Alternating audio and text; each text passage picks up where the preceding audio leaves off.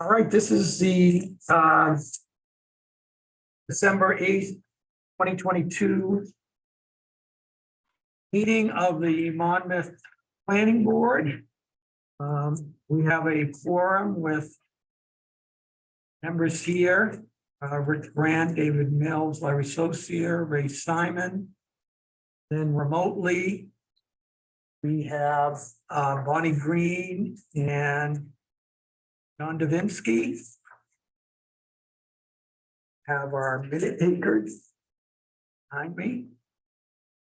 And we have the code enforcement officer, Greenwald. We have David Shaw from Monmouth. And you are? Paula Fitzgerald from Novel Energy Systems. Okay. Very good.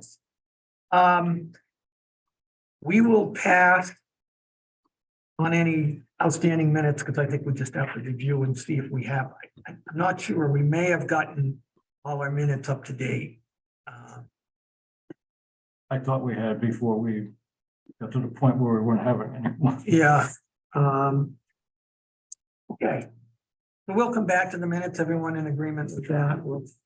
Let's move on. So new business, we have an application from Acorn First Limited Liability Company. A large-scale solar project at 299, listed at 299 South Monmouth Road. Map 133 lot 12. I noticed it goes on the fish hatchery as well. It sort of goes around, I believe. And this is the first meeting. We've got an application. So tonight, it's a matter of determining if the application is complete. Well, to accept the application, determine whether it's complete. And then determine where we go from here in terms of, I don't think any notices were sent to abutters yet. Not yet, they're all regular mail, but they Okay. weren't mailed out. All right. And then we have to determine filing fee. So I just want to, before we get too deep into this, the select board at their last meeting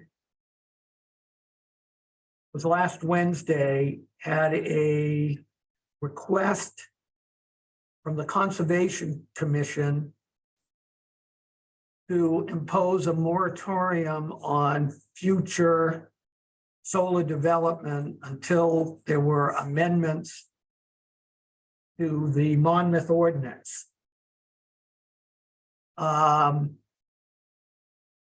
That's quite a process in Monmouth to get a moratorium because the select board doesn't have authority to approve a moratorium. It has to go to a town vote. Then there's a whole process of notice. I think there has to be a public hearing. And so my understanding is that the select board indicated that that process could go forward, but it's going to take some time. And at least one of the select board members said that the moratorium, if that got further down the road, that the effective date of the moratorium would be the date of that select board meeting. So I only say that to the applicant because we may go through some steps here. You may go through and get an approval. There's a possibility that that moratorium could be retroactive. And so that would affect planning and development. I'm just, and I don't know, I'm not town council or anything, so. Ask a question. Sure. Please. So we had submitted this application on November 10th, Right, and this plan that I gave you right now, that site plan was part of this initial submittal package. And Richard even has a copy of that. So I'm not sure how it didn't get in your overall packages. If that's the case, we did submit November 10th. So wouldn't ours have been, Well, we haven't, this is our first meeting, sure, so we haven't, I mean, the town received it. Planning board hasn't accepted it. That's what will happen tonight. Because you were on the agenda for November. And my understanding was you wanted to wait till this meeting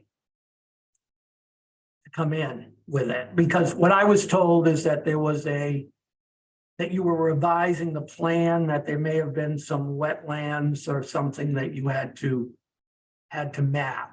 I mean, can't tell you what the legal implications would be, sure. but I just felt for transparency, you should know what's going on. And I do appreciate that. I have seen situations where applications that were already in the process were exempted. Yeah, So I guess it depends Yeah. how the. yeah, and so, and I haven't, as I said, I haven't done any research on whether the filing of that application gives you some type of grandfathering under the present ordinance, but as I say, we just have to kind of see what happens. I mean, as I say, in my understanding, were you at that meeting, Dave, that last, no? Yeah, I can't remember whether there was a motion made to proceed. I know there was a long discussion about the about a possible changes to the ordinance. And but that's some of the things as we go through your application. We can kind of discuss things that might be relevant to what could happen. I mean, you don't know because the town has to vote to approve. But if that happened. So if you want to give us a kind of an overview, what's being planned? Thank you, Mr. Chair, board members. Paula Fitzgerald, Novel Energy Solutions, 2303 Wycliffe Street, St. Paul, Minnesota. A little bit about Novel. We started out in 2012. Our company is founded by a 5th generation farming family, and kind of his intent when he first formed the company was because having the farming background, they knew that this was a real opportunity for farmers / landowners to be able to utilize property that they weren't utilizing in other fashions, or they were able to make a little more money off it. And it would also subsidize for 4 farming years, etc. So that's kind of how we initiated. Right now, we've got over 200 employees. We've got about 80 megawatts of projects going on in Maine here. I think the southernmost would be in the town of Sanford. That one just got energized. The northernmost would be in the town of Fort Fairfield or Caribou. I guess I'm not sure which is and further north, but so we've got them pretty much ranging all over the state. We've got a lot of employees here now, as well as in Minnesota. So we've got a bunch in Maine and in Minnesota. I personally am from Minnesota, but have been out here 10 times over the past year. So I know it's helping the hotels and stuff in that sense too. But a little bit about this particular project. We are working with the landowners, Josh and Jill Banks. And we are proposing, well, we did sign a lease with them to lease about, it was a little more at first, but in particular, after we initiated the wetland survey, our goal obviously is to avoid the wetlands. So we'd be leasing about 7.8 acres from them. And this would be a 975 kilowatts community solar project, which would go into the grid. So what that means is that subscribers could then subscribe to a community solar garden, and then they can basically get a discount of about $300 a year on their electricity bill is kind of how it works. So this goes straight into the grid. We do have a fully executed interconnection agreement from CMP, which was in your package. Again, we have avoided all the wetlands in this. It's a single axis tracking system. What that means is that the rows go north and south, and the panels rotate from the east to the west, so they follow the sun throughout the course of the day. That gives you a little bit more production so that in the morning hours, it picks up on the eastern side, in the evening hours, more on the western side, and then obviously it's just flat in the middle. The overall height of these is about 9.5 feet average. I would say the maximum height is about 12 feet. The reason for that is if the ground is kind of rolling a little bit, one might be the 12 feet, where the one right next to you is at 9 feet, just depending upon the actual ground level. So you've got about a 9.5 foot average height. The solar panels all have a glare reflective coating on them, so that they're designed to absorb the sun, not reflect it. So that's kind of the goal. And they've also got the glare reflective coating on them. The inverters make about 60 decibels of noise right at the inverter, but if you're at about 150 feet away from it, you're at like 0.003. So there's really no noise, no audible noise once you're outside of the fence line. Solar, the way that these go, it's a very passive use. It's a good way to even enhance the ground, as there's, for example, if it's farmed with a certain type of row crop or something, and it does the same thing, it's gonna suck the nutrients out of the ground, but this is more like a conservation system, where some people would be paid for like a CRP or a crop reserve program so that they wouldn't be farming. In this case, it's the same thing, but the landowner is getting lease payments, is kind of how that works. There's a 7 foot high woven agricultural style fence surrounding the solar array. There's a 5-inch gap at the bottom of it for passage of, of small wildlife, etc.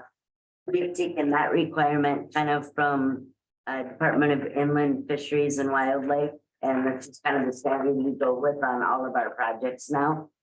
As you can see, we avoided all the wetlands on this project. We have completed a decommissioning plan and have filed that with the Maine Department of Environmental Protection. They have granted us what is called conditional approval, saying, yes, the decommissioning plan looks good to us. You just submit a security bond to either us or the town at some point, and then you'll have your final approval. We've also submitted to the Maine Department of Environmental Protection for a stormwater PBR, which is a permit by rule. As you can see, we're not disturbing any wetlands, so that application was submitted. We should probably get the results, I believe, next week on that.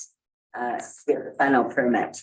There's no Army Corps permitting needed because we're not disturbing the wetlands again. The Maine Historic Preservation Commission consultation has been initiated, as has the tribal one, any other outside agencies. So we've gone and basically started all the process with all the different agencies, just to kind of get the ball rolling. In speaking with the landowners, unfortunately, they couldn't be here tonight because they're out of town. They will be here tomorrow. One of our questions for them is, what do the neighbors think? Have you spoken to them? And the gentleman right across the street said he is totally fine with it. Apparently, they were working on talking to the other neighbors, but we did not have their telephone or emails prior to this meeting, and I didn't want to go knock on their doors today and create issues. But we could definitely, plant screening closer to those home sites. The way that those are situated, I believe the person closest, her first name is Cynthia, and her home is like 275 feet away from the array. I did go by there today. The topography lends itself pretty well. It's kind of got, it goes up and then it goes down back where the array is. So I think that it kind of, even the topography does help with the screening in that sense, but again, we would have no problem planting screening trees. To view from or protect the view shed from the homes and the public right away.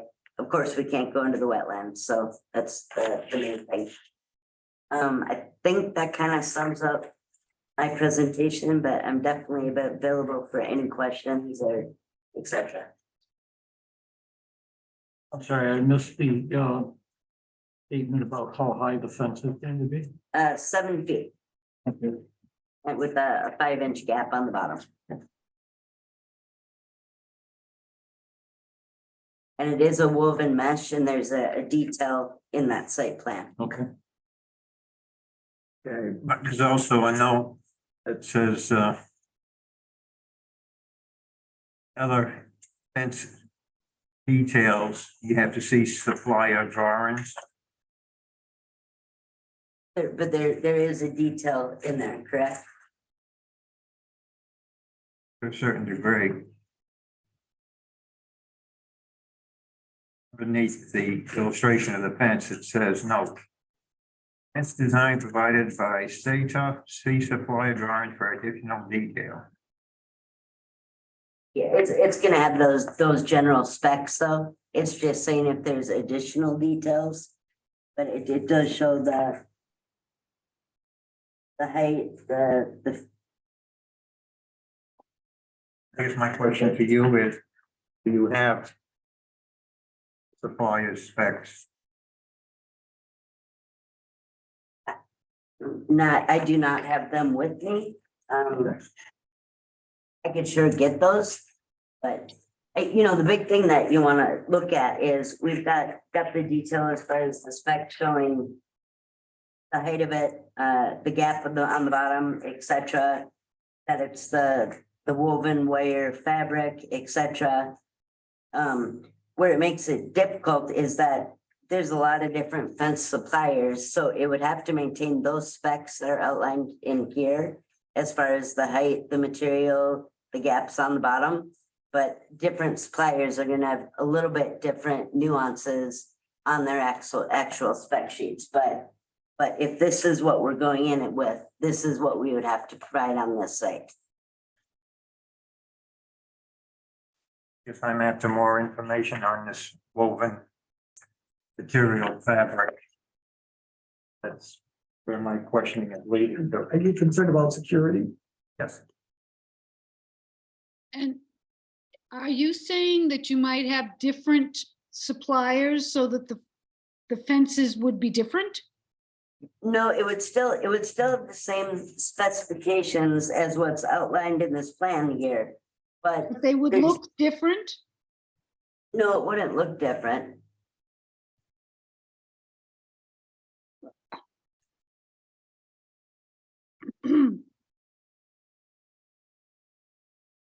Just going through our checklist first.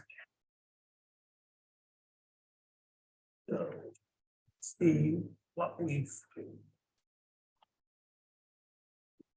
Well, I think the first preliminary matter is that we have a motion to accept the application, not to determine its completeness.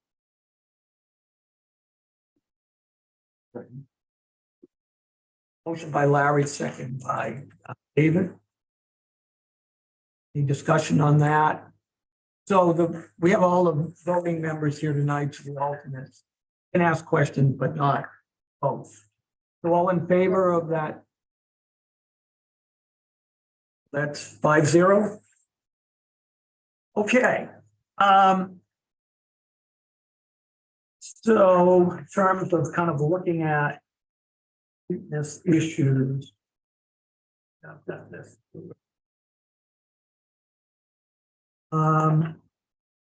We have the application. We have the plans, we got the plan, name of development, perimeter survey. Monumentation bearings, distances, surveyor, engineer seal, that looks like that's here. Work point, acreage, lot lines and dimensions. Location of the panels shown on the plan. No water supply, sewage disposal or storm drainage. Well, I guess storm drainage we might have to address, but there's not going to be any need for water supply or septic on this site. Correct.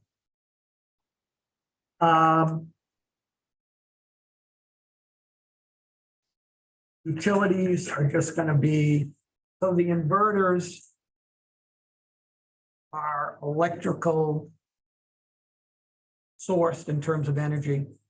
Correct. So no gas or other utilities. Natural features, wetlands, swales, drainage ways. Other unique features should be identified on the plan. Limits of forested and open areas proposed to be cleared. So is there going to be additional clearing on the site? No, Has there been some clearing done though? You know, not to my knowledge. I mean, we haven't done anything. I don't know if the landowner ever has. But so cultural features such as archaeological, historic and visual resources. I guess that's one of the pending. The information. Landscaping and screening areas, locations and dimensions. Guess as we go through that, it just looked to me. If you're showing like a 10-foot setback by north. Guess it would be on the northern side. Just looked like those, okay.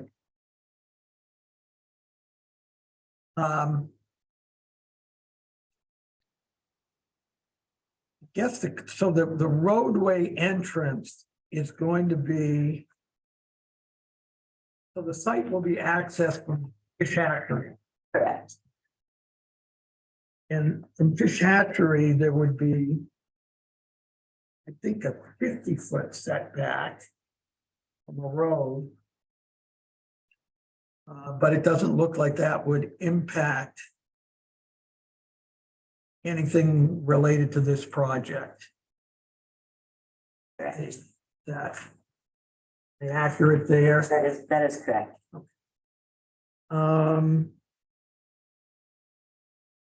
Street locations, names, dimensions, okay. No sidewalks, driveways. We're just having a driveway coming in. There's gonna be some kind of parking area with that. So there's the driveway coming in with the hammerhead for turnaround, and then Okay. you'll see the gray area on the site plan. Yeah, That is the temporary laydown and parking area. And that would then be removed at the end of construction.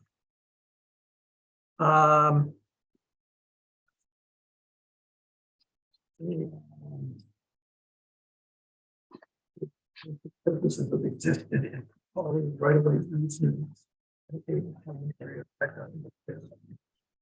Contours.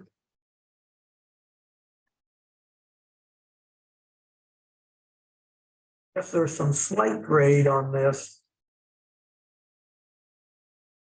Oh, if there is a map that shows contours.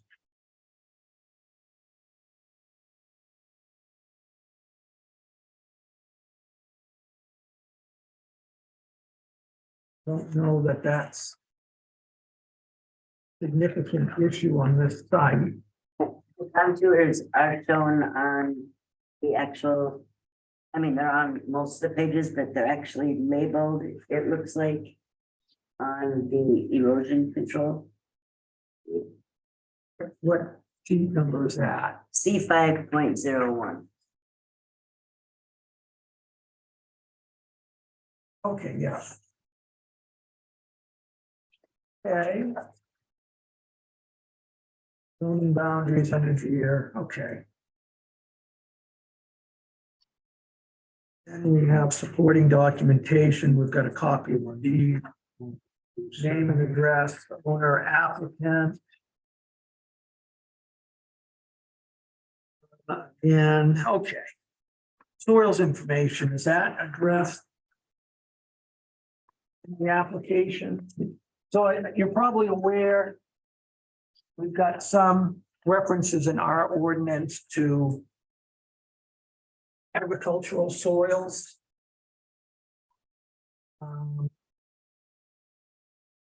This.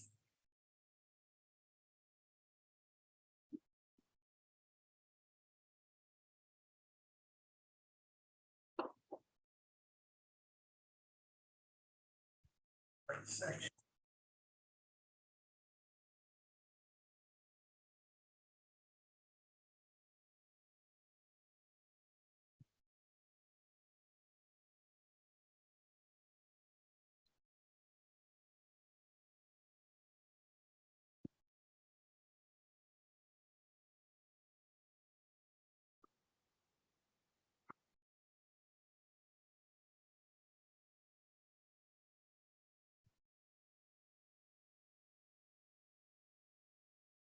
Okay, citing a project should not occur on prime agricultural soils or soils of statewide importance to the extent practicable.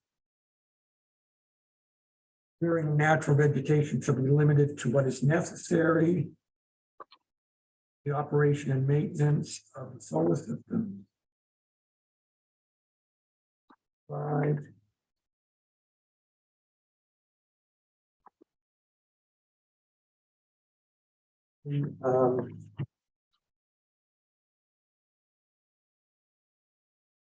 Ground mounted facilities shall minimize mowing by utilizing livestock grazing to manage vegetation to the extent practical.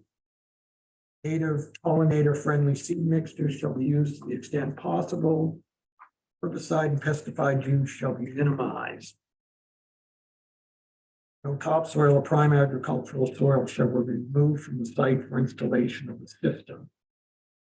Efforts will be made to minimize the impact on existing agricultural uses by developing dual-use solar projects where possible. So just to let you know, that section is one that the Conservation Commission is proposing changes to. So they want to restrict or prohibit, let me put it that way, prohibit projects on prime agricultural land. Whether that's going to go anywhere remains to be seen, but and I think they want to require dual use on any agricultural land, you know, that could be actual dual use, whether grazing or some crop growth on, you know, maybe land that is leased but not used for the project. But I think we need to have some idea of what kinds of soils we're dealing with. That would be one of the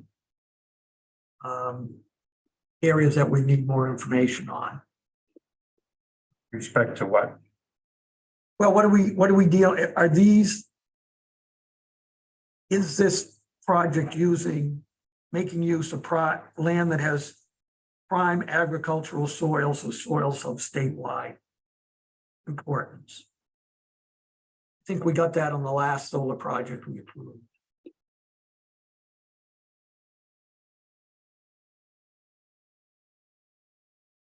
And it doesn't, the ordinance currently doesn't restrict it, but says that that's to the extent possible, extent practicable. We shouldn't be using the land for taking land out of agricultural use if it's prime soil. Okay. So the town or the state wants to buy this farmland to keep it for agricultural purposes? I'm just saying what the ordinance says, Ray. Yeah. This is what we passed down right now. Yeah. I think there was some prime soils on that other project, Yep. but that's, let's see what else.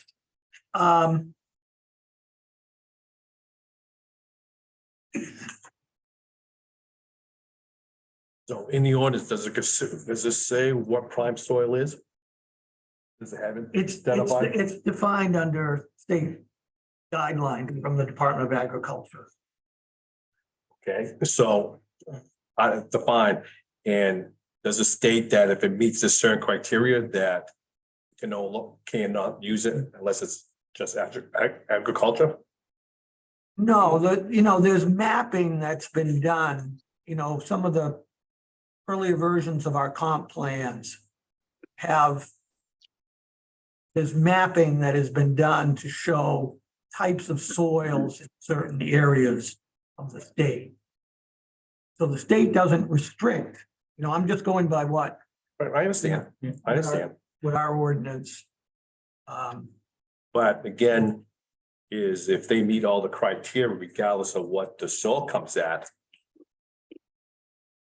then we cannot deny it because Well, the question is it practicable?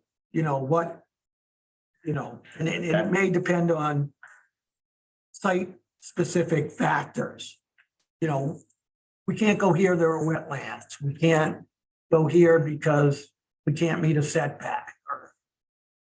So it's kind of a balancing, I think, is what, so the thing is let's get all the facts together then. yeah. Okay. Yeah. What use is the current land? What is this being used for currently? To be honest, I don't really know. I drove by it today and looked at it. It just looked like kind of a grassy area. It didn't look like crop or anything, but it might be too late in the year. I have no I think idea. it's hayed. I think that's been hayed, That field? yeah. I think I that's, think you're correct, yeah.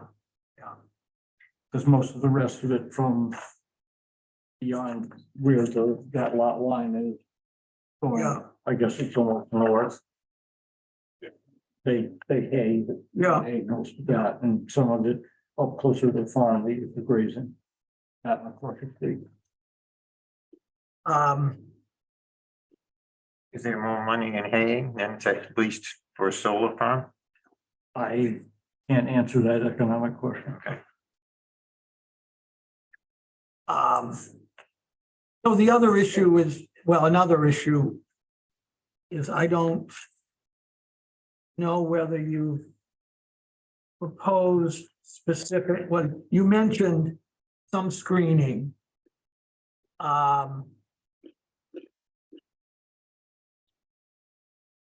It looks like on the plans, they show where the still fence for the go. Yeah, we didn't, due to the way that the topography is and kind of the way the land lays, we didn't propose any specific tree screening, but we would have no problem adding rows of trees adjacent to, just outside of our fence line to screen from the residential uses and the public right of way. But we didn't put anything in there because just the way that the topography goes, it kind of goes up and then it goes down, it looked like. So it lends itself well. But again, we'd have no problem doing screening. Well, not specific to the solar section, but just our regular performance standards generally we don't have zoning in Monmouth. We have this site review ordinance where you're trying to make uses compatible with one another to the extent possible. And so there are requirements for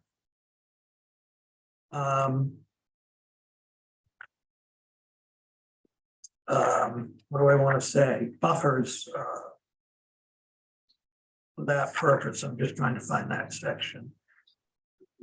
So that we are. And again, this can be, when we get into the actual review of the project, we'll be talking about that. Yeah, we'll put that in there. Yeah, let's see.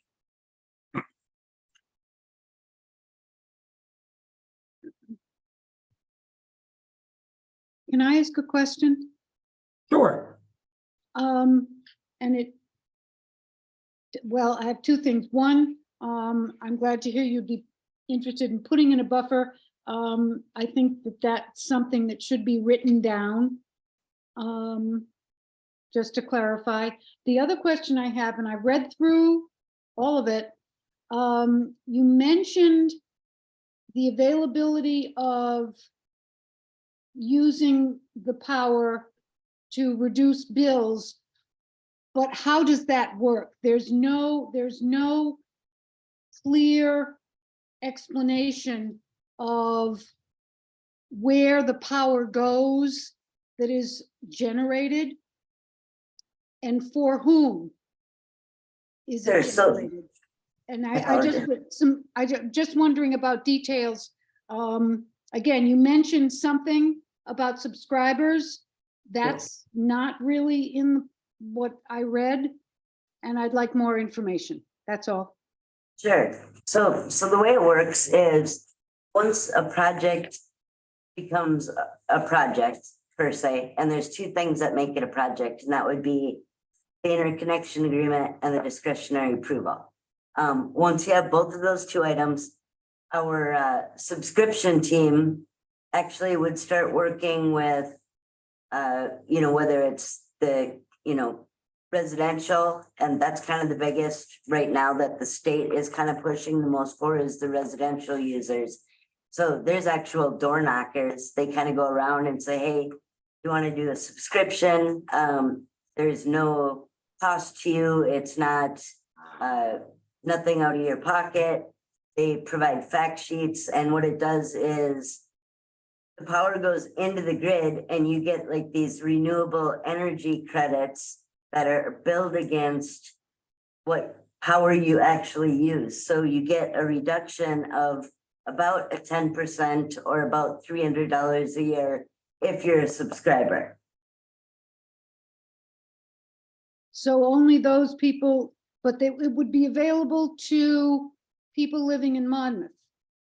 Well, sure. I mean, it depends. I mean, where the subscription, I mean, who signs up for the subscriptions, but it definitely should be, yes. The way that it works in Minnesota, it's a little bit different. They have a contiguous county rule. So for example, the county I live in order for me to subscribe, power would have to be generated in the county right next to me or the town right next to me. With CMP and Versant, it's not like that. It's kind of weird. They just say anybody that's a Versant or CMP customer can be a subscriber. So it's a little more difficult to make it more centrally focused, but again, our whole goal is we want to be partners with the community. So, if there's things that we can do to make it more for the community, we want to do that. And so that's what we've been trying to do with our subscription teams. Yeah, there's a project in Wayne, Bonnie, that's one of these subscription. And I think anybody, you could be, in Madawaska and still be involved in it. I think a lot of times it is local people who might be more interested, but it is sort of, we don't have any geographic limitations on who can. And I complain about that in Minnesota because I live in like the most populated county and there's no solar in any of the counties next to me. It's like, I can't even do it. And so I wish it was like it is here, but also now it kind of makes me understand the thought process as to why they do it that way. Well, In a yeah, weird way. Is there a limit on the number of subscribers based on maximum output of the array? It's about 150 to 200 per this 1 megawatt project is kind of how it works. So that's about the rule of thumb, hundred Typically. megawatts, 100 to 200. Well, one megawatt or, 975 kilowatts is about 150 to 200 people. Okay. So households, right? Household. Yep. So getting back to, looking at, again, completeness, so you may want to look at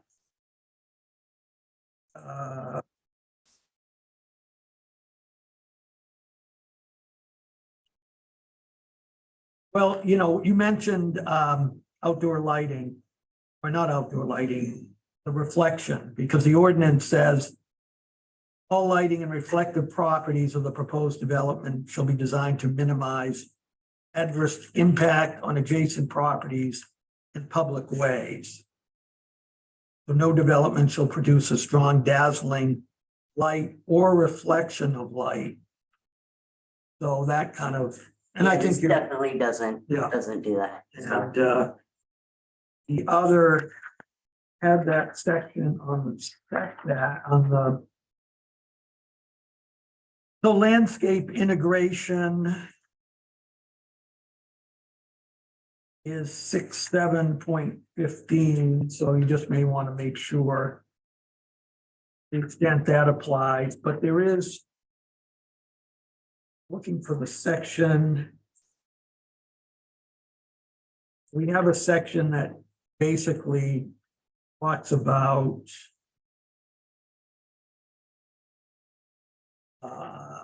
screening. Had it in front of me a minute ago.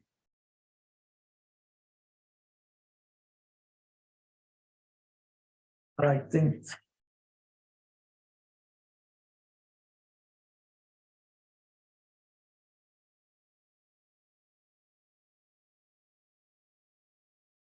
I don't remember reading about those screenings, and I think well, it's that's in the general or sections of the performance standards. It's not, it's referenced in the section on solar, but there's a separate section that talks about screening. Is it in the I'm talking about what I read in the application. Okay. All right. And there was a lot of stuff, so I could have missed it.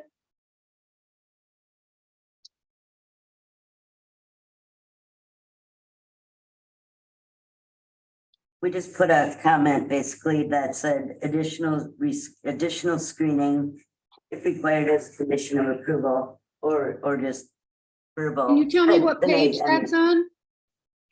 Yes, it's under site appearance and impact of the narrative. Thank you. Yeah, I'll look for that other section. I don't want to.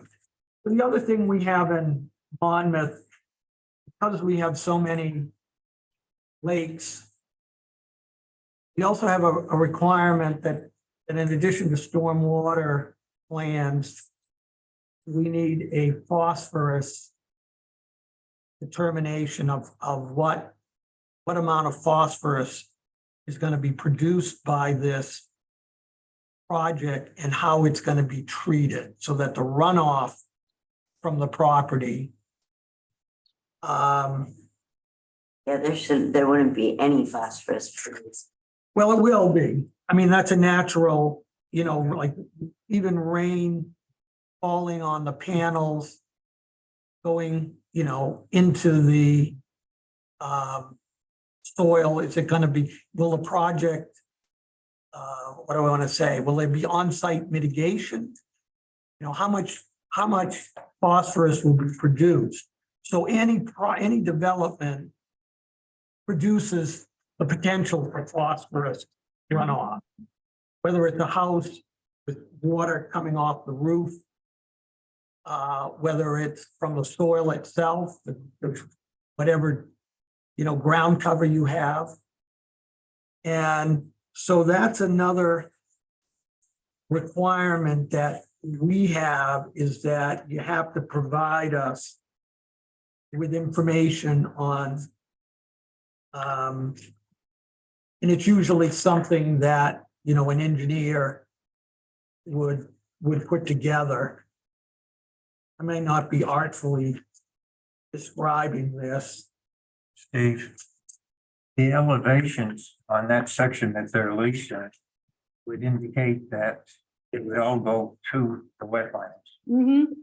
Right, but they have to kind of confirm that, that's what the plan, that part of the,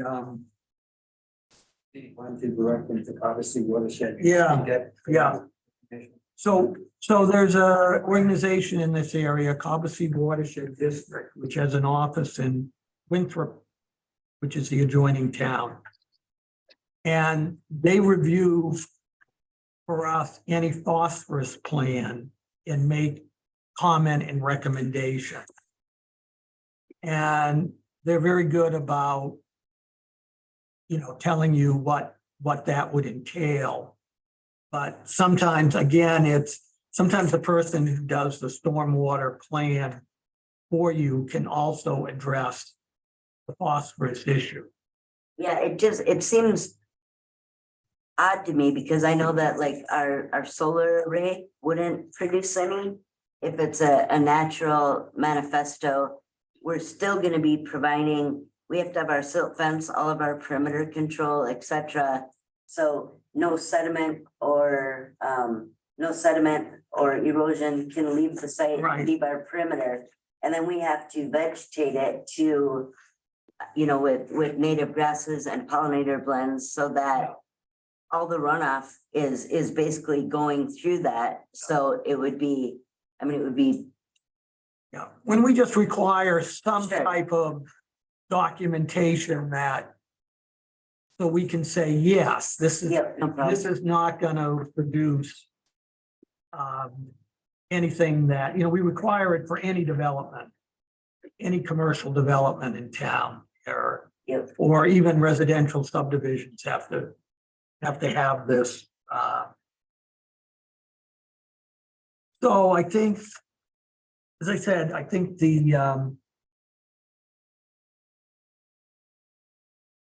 that would be something we would need sort of be, you know, sometimes it's referred to as a phosphorus management plan.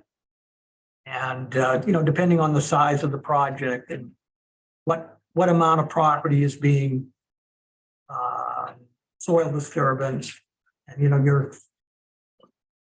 you're using silt fence and so forth. It's just part of our process. What was the name of that watershed district? Obviously, COBB, OSSEE, Okay. Obviously Watershed District. You know, if you look them up, even Google them, they've got a phone number and office. Contact person is me, you know, Monagle, Monagle.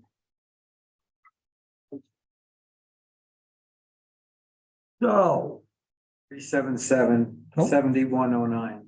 you got it, good. 377-7109. Yeah, that's stormwater, So that's what it means. no, phosphorus, Okay, spot.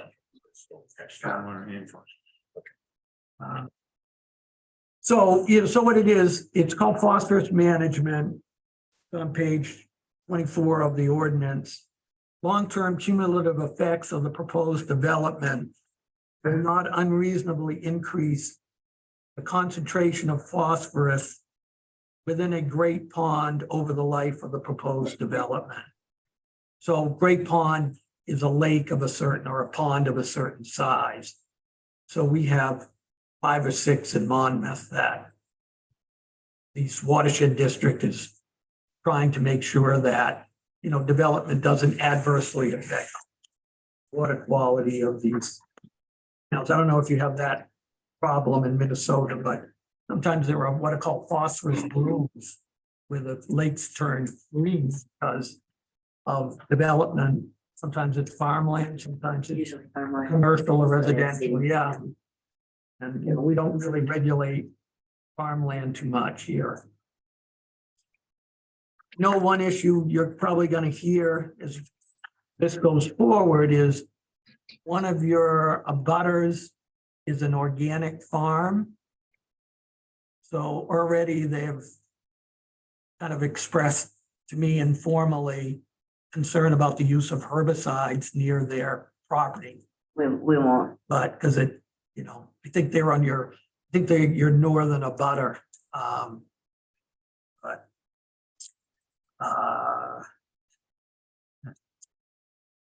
so, so as I said, I think we need more information on phosphorus.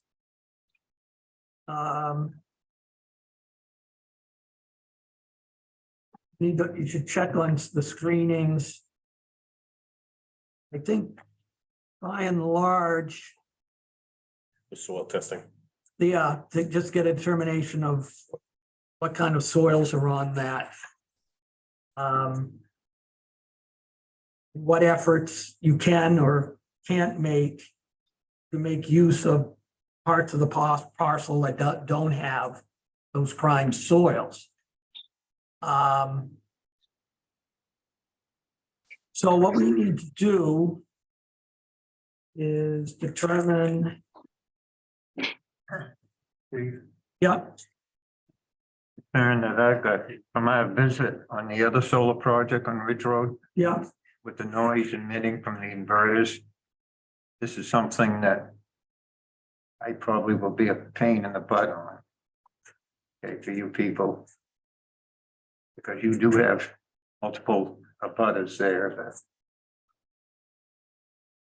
yeah. So, yeah, we have another solar project in town, and where their inverters are located, I was gonna ask you whether the inverters are shown on the plan, but they really, theirs are really in the interior of the site, so that they're sort of not near the roadways or, So ours is at the end of the hammerhead, okay, so you can see which is equipment pad. Yeah. And as I told you, the inverters have a 60 decibel, and at 150 feet from there, you're not gonna hear anything.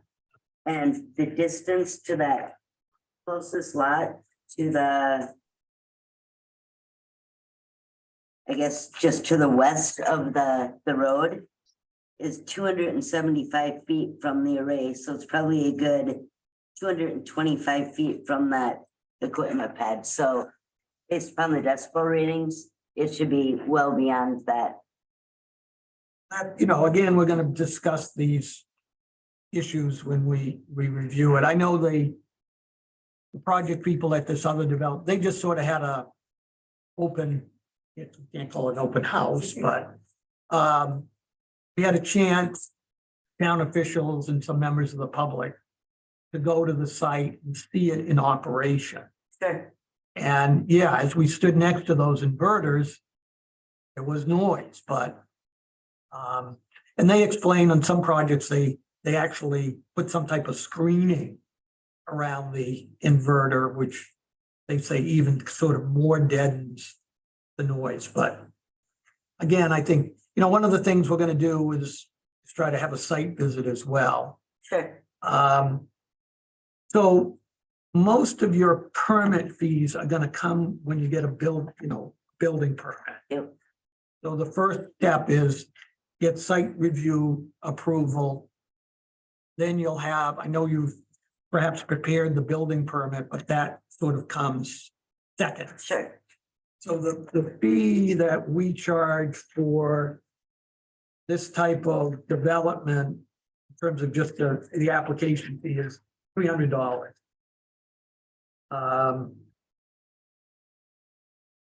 So we'll need a fee of $300. We can have a motion to indicate that there are still some items necessary to make the application complete. But we can kind of start the process of site visit. We're gonna have notices sent to abutters. This will probably require a public hearing because of the impact. Generally, to the community.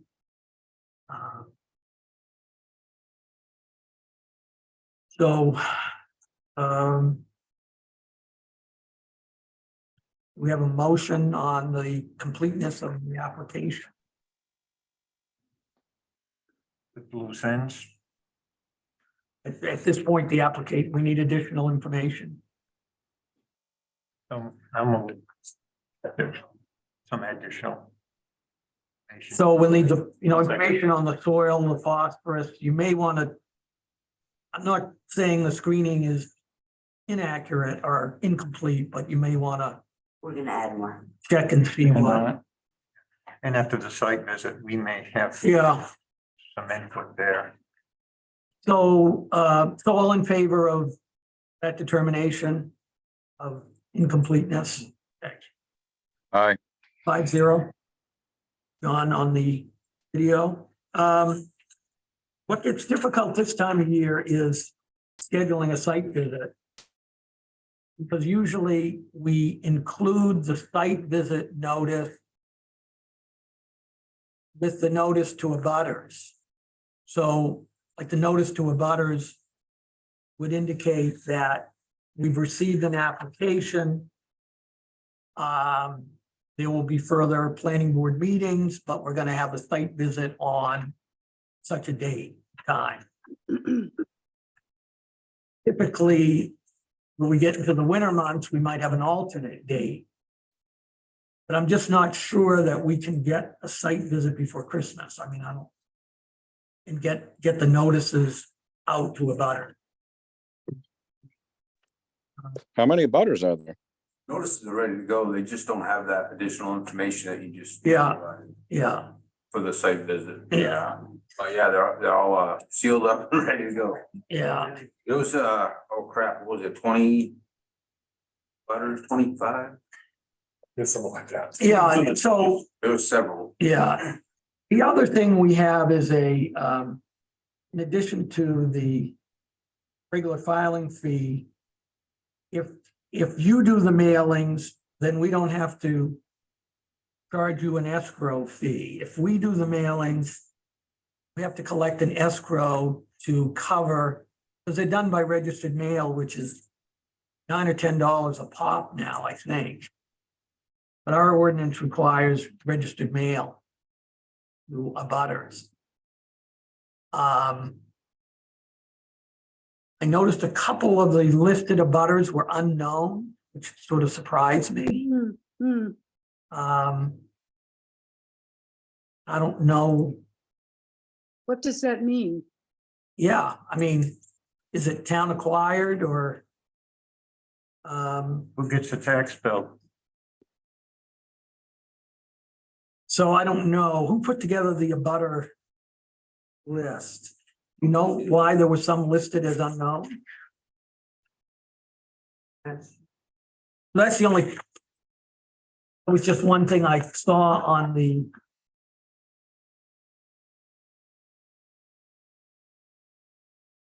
I looked at the abutter list. I think there were 2 or 3 unknowns. Mm-hmm.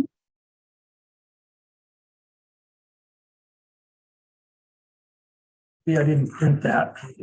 Guess I didn't print that. I didn't print the abutter list, but I might have it in my computer. You're right. It was 2 or 3. Yeah. I mean, maybe someone in the town office would be willing to double check that, but again, that's gonna, I'm just wondering, what are we gonna do in terms of site visit? When, we have no problem if it goes, I mean, if it has to go past the new year, it's Yeah, the middle of December. I understand everybody has holiday schedules, plans. Yeah, families, it's in just- out. and then, of course, what we get into is, how is snow cover gonna work? I mean, the last project we did do in January, we did a site visit in January. And we could get a pretty good sense of the site. Remember, it was very cold that day that we did that, but, typically this time of year, I think we do it on a Saturday. So I don't know whether we would pick the first Saturday in January to do the site visit. That would be the 7th. That's the 7th. That would work great for me because I have to be in Fort Fairfield on the tenth, so that would work perfectly. Yeah, We do that. Right?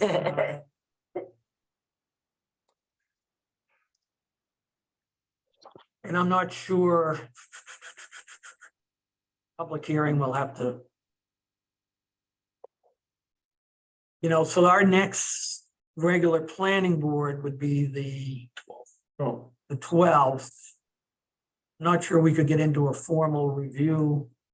I mean, we gotta have a public hearing, kind of digest that. I mean, it's possible we could do a public hearing on the 12th. And then it would be the February meeting where we would do kind of the formal review of the project. Our decommissioning and, I won't get to that yet. But I'm just kind of thinking of,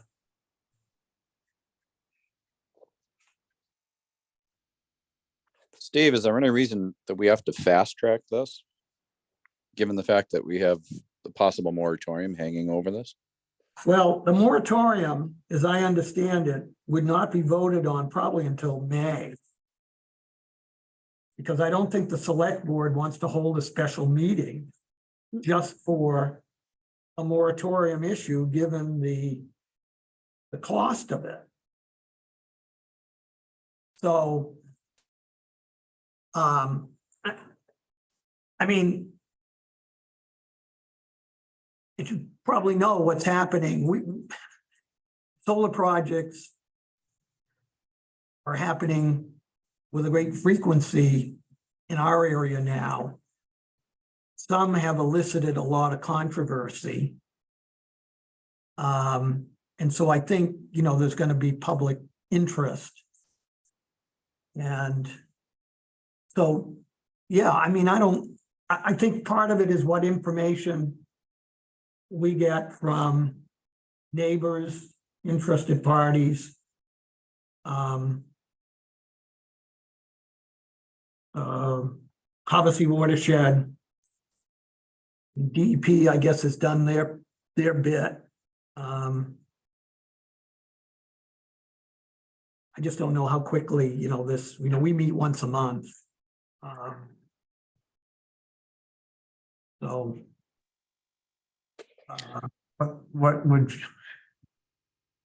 What are you people thinking of a start time should this get approved Spring.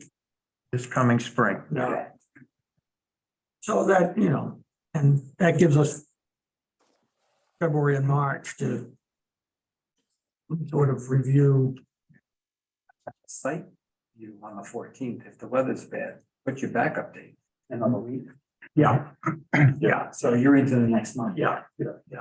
Would we be allowed to drive by the site and look at it? Like, would the owners, would that be okay? Like on our own time? Yeah. Would that be okay as well? Absolutely. Yeah, because I'd like to see it green. Me too. Yeah, I mean, you certainly can do that. I think, we have to have an official site visit Right. on a particular date that allows interested parties. Marijuana place and Yeah, behind, right, it's- and right behind Ryan Cody's house. Yeah. You're gonna get it staked, so you can see what it is on the ground. Well, yeah, that's the other thing is that usually the area where you're doing the development, there is some type of staking, so we can see where the panels are gonna be, where the inverter is, where the work area is gonna be, where the driveway is. I don't know if there's a driveway in there yet.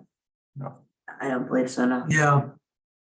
We kind of want to see the layout so that when we physically get there, we can kind of see where everything is, not every panel or anything like that, but just the perimeter. perimeter, where the panels are going to be, where the inverter. Is it just a single inverter for this project? No, it's in that. It is.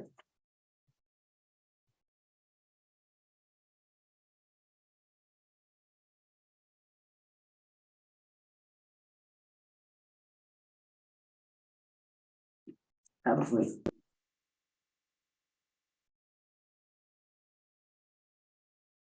Yeah, it's probably 10 modules for 1 megawatt.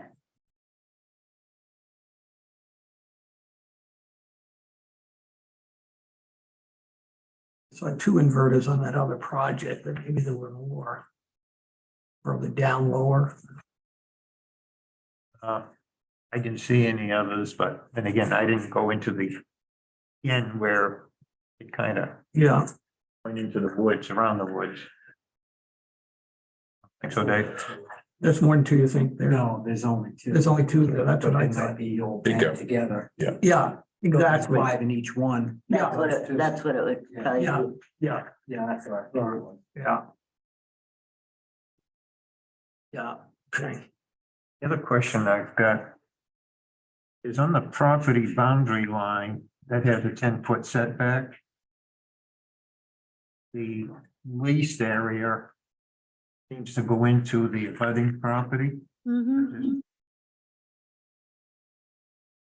No, so the lease area is basically just kind of how we're leasing the land. With that, the setback area, it doesn't go into the neighboring property.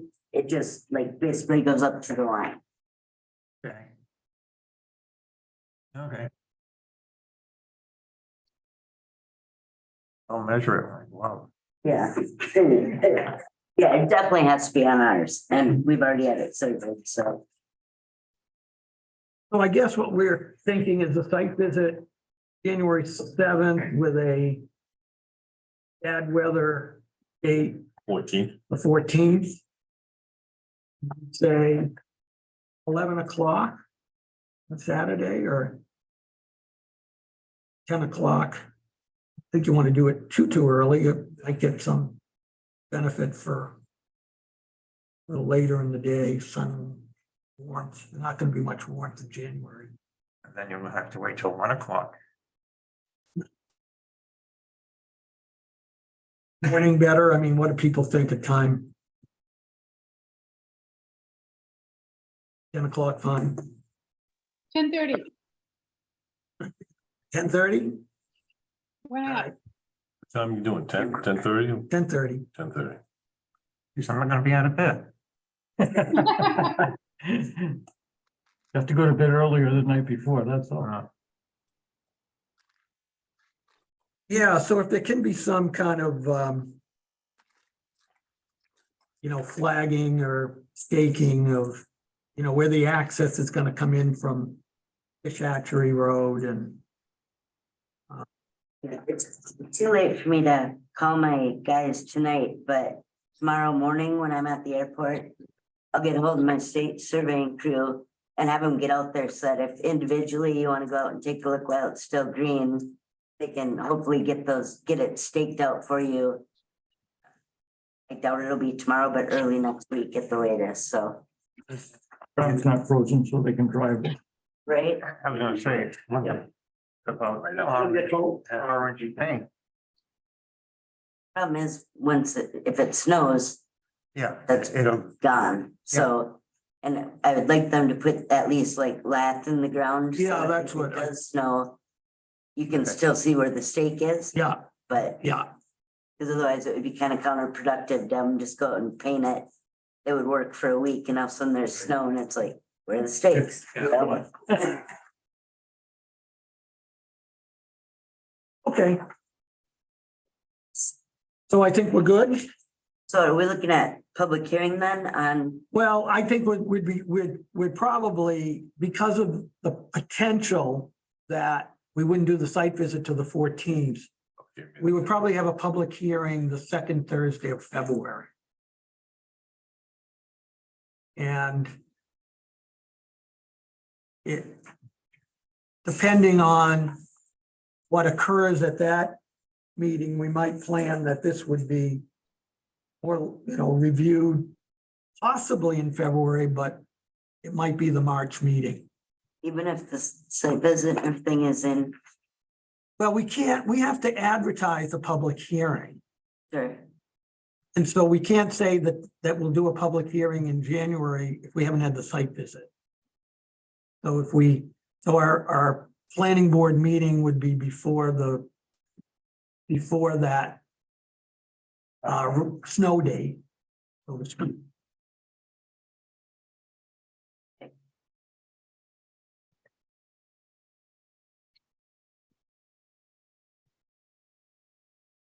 All right, so do you want the $300 check right now?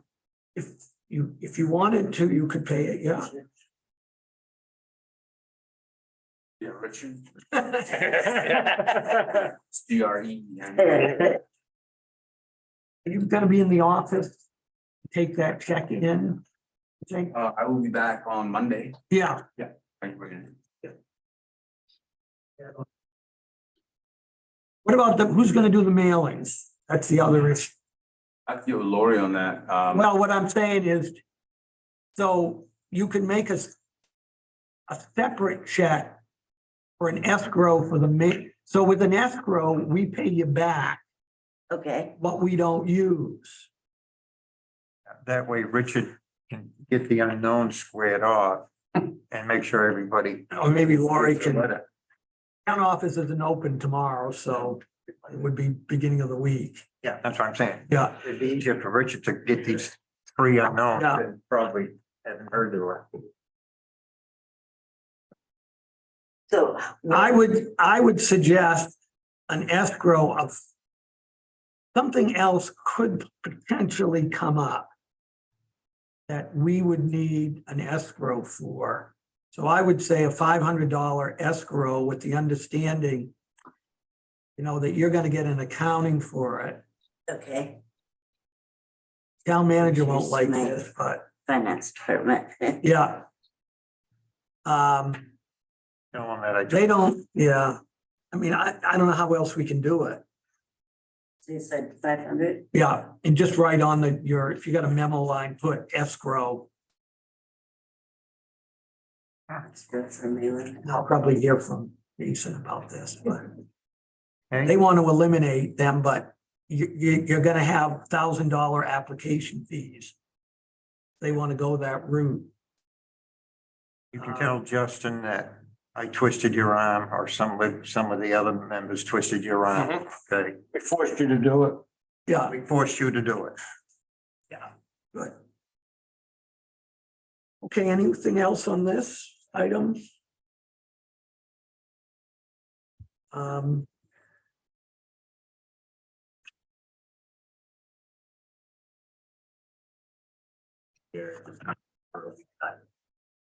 With contact information, should something come up.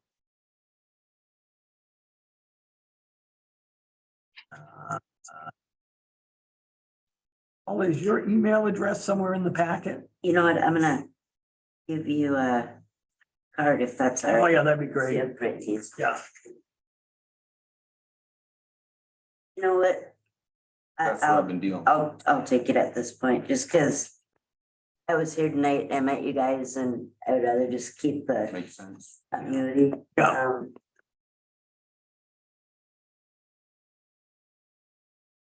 So our decommissioning, I didn't look at your in detail DEP's decommissioning order. We may have slightly different requirements. Okay, I looked at it. It's pretty thorough. Okay. Yeah, because we had an insurance bond, we have an insurance bond on the other project. But I'll take a more detailed dive into that. yeah, and one thing also, do I need to give any of you my card? Just to- That was You great. got extras. I do.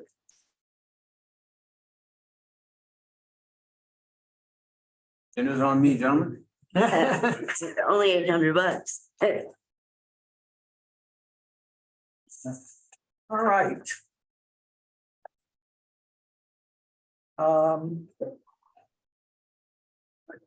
Well, thanks for coming in and Thank you, guys. I appreciate your time this evening. Have a safe trip back.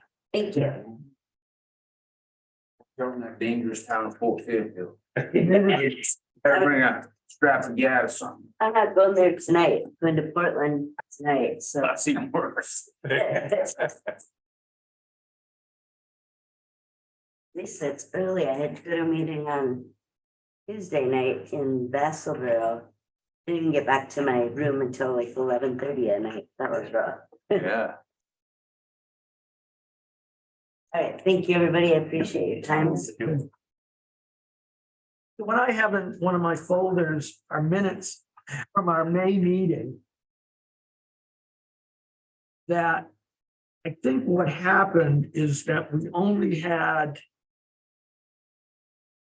two of us present. Because you weren't there, Rick.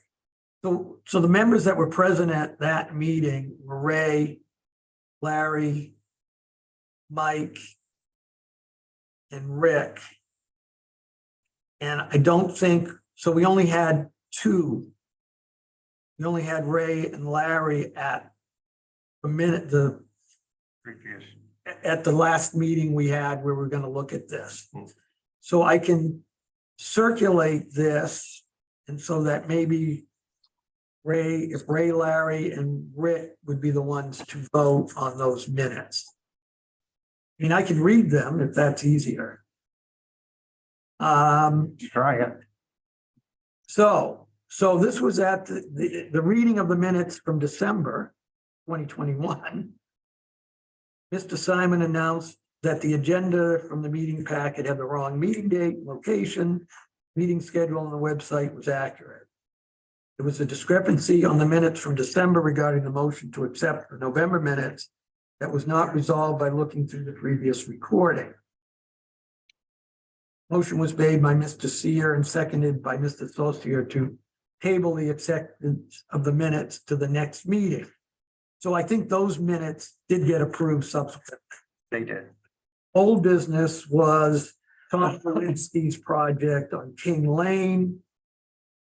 Mr. Lewinsky was present to propose a lifting of the current camp on 37 King Lane to put a full foundation beneath it to add a 24-foot by 24-foot addition with either a crawl space or full foundation beneath it. He presented a survey he had done, which he drew to scale the proposed addition. You don't need to take it. The board reviewed the site plan that Mr. Lewinsky presented. The board wanted to know the distance from the addition to the shoreline, but Mr. Lewinsky did not have that information readily available. Mr. Simon let Mr. Lewinsky know that the board would need pre-construction photos for the next meeting and post-construction photos when construction is finished. Mr. Lewinsky was informed about fees, told the board needed actual setback dimensions from the Jug Stream shoreline to all buildings and for King Lane prior to it turning into his driveway. Motion made by Mr. Thier, seconded by Mr. Saucier to accept the application, path, site visit set. And that was it for that meeting. Just a motion to adjourn. So is these minutes good enough? We subsequently approved Mr. Lewinsky. This is just the May minutes. I make a motion to accept those May minutes. Okay. All in favor? You can't vote, Dave, you weren't there. I can't vote. You can try. Ron wasn't there. Okay. So, at the select board meeting, they wanted to have a committee set up to review the solar ordinance. So their thinking was maybe there wouldn't need to be a moratorium, Mm-hmm. that perhaps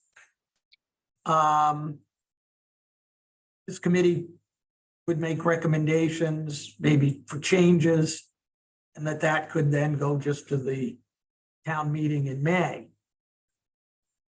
which really wouldn't affect this project at all because there'd be no moratorium. There would just be changes to, the ordinance, which would affect future projects. Or there may be a moratorium if that's the direction that people, there was a real mixed feeling, there was some, I don't think there was, a lot of the members of the board that were there thought that some of the points raised by the Conservation Committee had some merit. And I actually sent the select board a email kind of saying, this is what our ordinance says and what some other town ordinances say. Not that, you know, just for discussion purposes. And I said, the planning board really hasn't had a chance to talk about, I think I sent everybody their letter. But we didn't have a meeting last month, so. And what they decided to do, I think it was suggested they not come to an earlier meeting. So they just went to the meeting last week. But anyway, the select board would like there to be a committee, some planning board members, some conservation committee members, maybe one of the select board to kind of sit down and have a discussion and see where it goes. I don't know if there's anybody interested in being on that committee.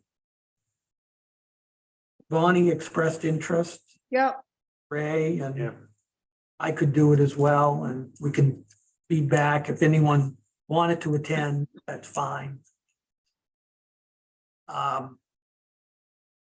One of the more controversial, well, I don't know if it's controversial. People express concern about how many solar projects in particular geographic areas should be allowed, you know, whether there's going to be too many, you know, some feel they're a blight on the landscape. You know, some are cited much better than others. But I kind of said to them, that's pretty hard without zoning to say you can't, you know, you could only have one on the South Monmouth Road, for example. I don't know if that's, you know, you may, I mean, now towns are limiting, say, the number of pot stores, so. Remember the first cell towers had to look like pine trees? Yeah. That's all I'm saying. Yeah, and we had some that said you couldn't have one within one tower Within within 2 miles. 2 miles of another one. Now, how many are there? Well, in Monmouth, there aren't. I mean, We've yeah, added one. huh? We've added. We've added one, but it was not, Even I think in Monmouth, there's only 2 miles, you got one in North Seal. Yeah. And you got one in Leeds, it's within 2 miles. yeah, but it's a different town. That's a different town, that's right. We had that discussion. Yes, we did. That discussion came up. Yeah, we did. So, yeah, so their concerns are, you know, should there be, you know, a look at where these end up? And, you know, and then the Conservation Commission, they feel that co-use should be required and that prime soils shouldn't just be as practical, but maybe be avoided. They can put one at the transfer station. Yeah, I don't know if they haven't decided yet, but they're. I mean, what else you gonna use it for? That's dual use though. That's right, Yeah. that's right. Well, it's like the ones in Augusta on the interstate exchange. Yeah, all in the clover leaves. That, you know, a lot of people, if you read the Kennebec Journal or read the minutes of the articles, Augusta City Council, they're getting a lot of heat. And of course, the state said, we don't have to get a permit from you because it's. The thing is what else? They're gonna have to I mean, get a it's not permit, ideal. they drive right over wetlands. I mean, what else is that? There's one in Portland where they get solar panels on top of the floor of a parking garage. Yeah. No, so. Right. And so, you know, I look, you know, I've been contacted since we have ours. You know, I've had different groups contact me, different towns who are trying to develop these ordinances. And, you know, I don't think it hurts to look at ours to see if there's something better, but some of what they might be looking for might be difficult to achieve.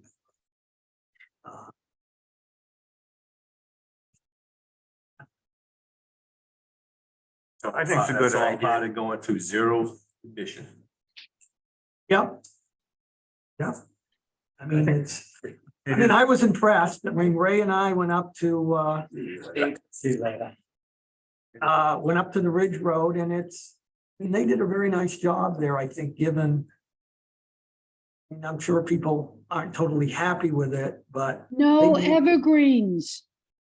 yeah. There are Well, no what- evergreens, so the only time it's screened is when the corn gets high enough.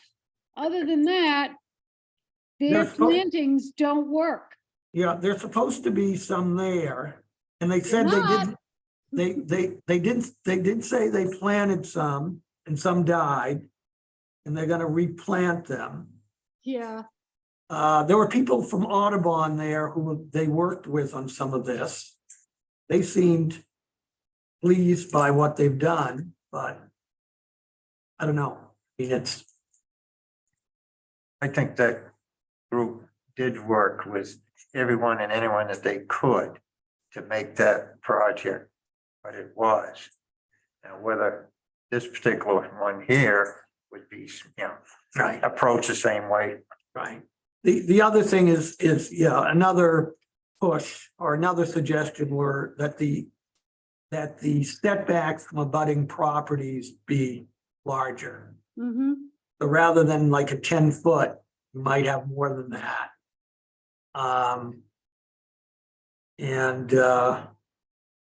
We've got some question on ours. Some of the language in our ordinance talks more about like screening from residential properties. Well, does that mean that someone who has farmland can't get a larger setback? Or the setback, the road setback, if we have a property that's on two roads, the 50-foot setback applies to the road that has the address or something. And, does that make sense in the solar project? Should there be more than a 10-foot setback on the other road? I don't know, again,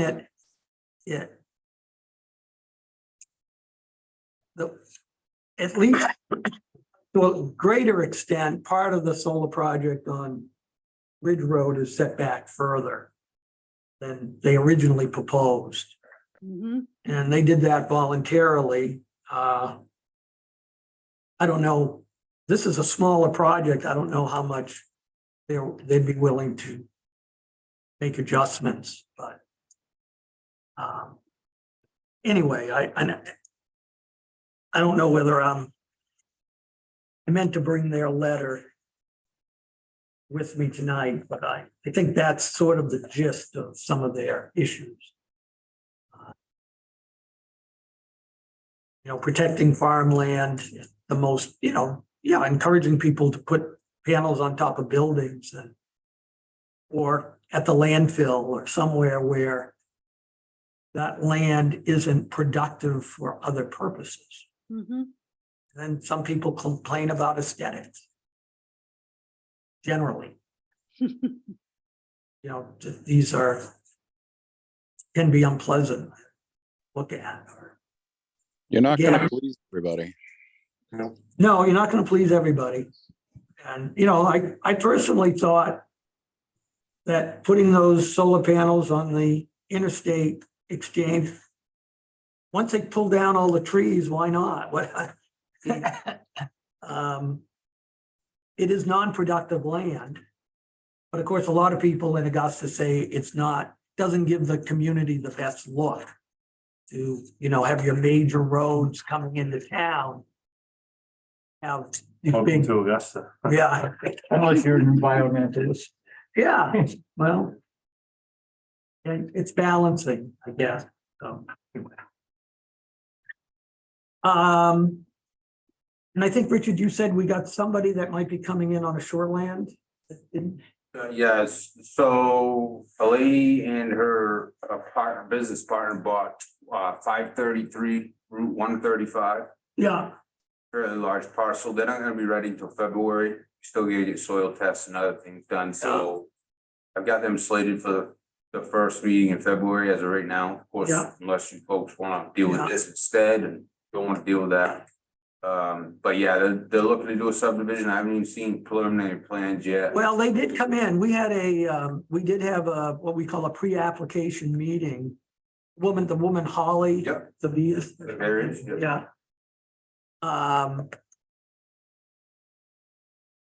I don't know if we did it by Zoom with her, or was it her broker or something? I think she came in. But she was supposed to be here, one of the meetings I had her slated, but she was in Thailand. Yeah, So she didn't make it here. yeah, And then she just recently called me last week and said, we're not gonna be ready till February. Yeah. Um, and then there's you, one coming up, there's another one coming up for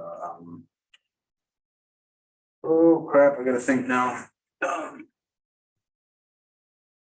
I got, you mentioned the land that Cabin Masters has bought from Hoyt. That they want to develop one of the subdivision lots and also add, were they gonna put extra buildings on it? so they're already developing on 84 Hoyt. If that's the one you're referring to. Yeah, that was the one where you sent me their deed. And I was gonna look to see if there are restrictions. Is that the one off Maycomb? No, 135. it's off 135. Hoyt Drive, must be Hoyt Drive, right? Oh, So- I know Hoyt Drive, but So the Having thing that- about those, some of those lots go down by. have a 10,000 square foot developable area. So they have to meet that. There are also some lots that there is some kind of covenant and restrictions. I couldn't find them in the registry. They're referred to on the plan. And you haven't been able to find the file in the office. No, So have you given them any kind of permit yet? yes, they're already under construction. Illegal. They have an envelope from what I saw of where they could build Yeah, and they were well within that they're in envelope, that envelope. right? The only thing really that's coming up with them is they were thinking about possibly changing the sewer.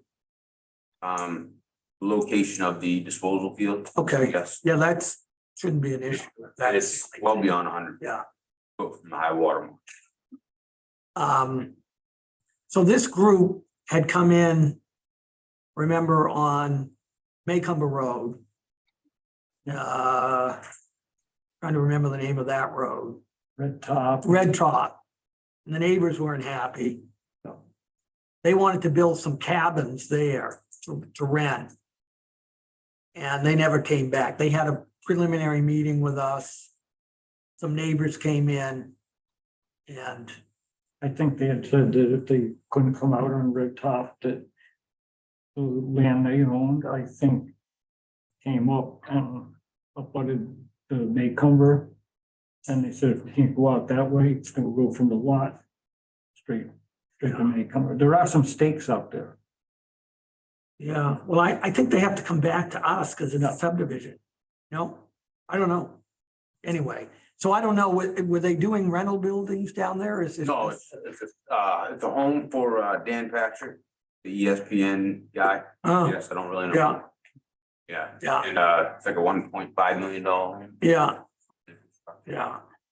Well, so the only thing I was concerned about, Richard, is whether there were any kind of covenants that the landowner had put on the lots that would somehow impact this. And there, as I said, I couldn't find those covenants. I couldn't find anything. Um, Assessing file didn't have Yeah, anything to go with either. but what happened is when Linda was town manager, she moved and Dave left. She moved all the files out of his office. And for a while, they were in that front office and who knows? A lot of paperwork missing. Yeah, yeah. Law. I would guess if there are some kind of covenants that a $1.5 million house would probably be okay. Well, it depends, might be, you know, who knows what could be in covenant, so, you know. Yeah, Type of material you can use for siding could be in there. yeah, yeah. Main Street Number here, stories, Yeah, that, yeah. that. on Main Street here, those lots. I can't think of his name, came in to us because he wanted to move the house closer to the lake. Come and says you can't do it. Right? Yeah, remember that? Yeah. So how much longer do you have on? 21st. 21st? Yeah. Yeah, it's tough switching between two towns. Ordinances are different, people are different, plan board's different. And it's hard getting all the work done in 16 hours. Hmm. And when I started here, I started begging just more hours.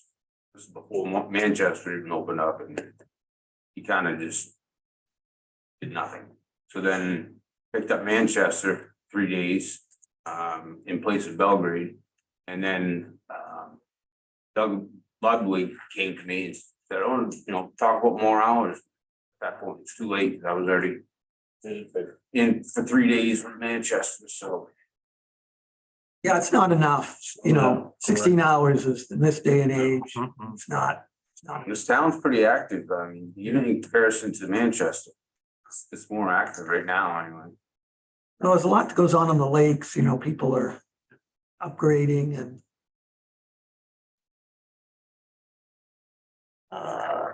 On plan, I'm hoping is that's gonna get going again, those involved in that. We talked to somebody that said they would be willing to help, but I can't remember the name now of the company, I'd have to go through my emails. And months ago, Justin and I had a phone meeting and I thought there was gonna be a letter of understanding coming, but I haven't seen anything. Kind of what the scope and pay was, so. But our comp plan really needs to get updated and done to be and affect the town's ability to get certain grants and so forth. So I heard the Wagon Bridge, they're talking about rebuilding that. That was one thing I heard at the planning board meeting, select board meeting. That's that one lane bridge. Really? Yeah. I didn't really get all the discussion on that. We used to call it, who was the town manager? That was put in. Used to kind of joke and call it his name Memorial Bridge. That was prior Steve. It was, yeah, the guy prior to Steve. Wasn't Paul Bird, was It wasn't Paul, yeah. Paul Bird Memorial Bridge. Yeah. it? Show my age now. Are we adjourned? Yeah. Motion to adjourn, Should we adjourn? all in favor? Good. Yay. My first and last, but. Yeah, thank you. Good luck, yeah. Yeah, that's right. Good Bye. luck to you. Bye. Well, maybe Dave will come back. Yeah, that was a tree lining down. I appreciate it. And, We sitting with, like Bodie, I said, this girl. and then we had all three dogs that helped at the same time. So what I can do, But I wanna know that. I wanna talk to them. I gotta get that down. I don't know how many I know that wall there, from where I'm out in there and they left it right into I know there. Dave does. so I thought when I sent this, Well, like, you got one over on Fox Drive. that I Casey Wells. put you in the CC list. That's what was working on when. Trying to get that done before they show up. They weren't supposed to die till February. Yeah. Get a email saying it's, I just saw some. it will be November 30th. Oh. Call back. Said that. Back home, take it home. Oh, it's just- they only just- Down in Pennsylvania. Yeah. It was November 6th. And And the things I'm saying. All this guy said, them hanging up, they got more crew So I, and they're able to bang on more. I don't get down to call you guys. Right, it's possible to more people. But Well, yes, But- I'm sitting underneath Yeah. there. oh, when did they turn it down? I'm over here yawning. But that's why I had this board done, so You know, all that power, that's less work for them, because they're gonna write out, it looks nice, you know. But you could actually Get black. hand that home. Right, yeah, that would be drawn. Okay. That'd be perfect. Yes. So, well, oh, yeah, it's same color. And you I'll know, send you. Pretty easy. Yeah, okay, well, see ya. Well, I mean, you're in Manchester, right? Yeah. You work over there, don't you?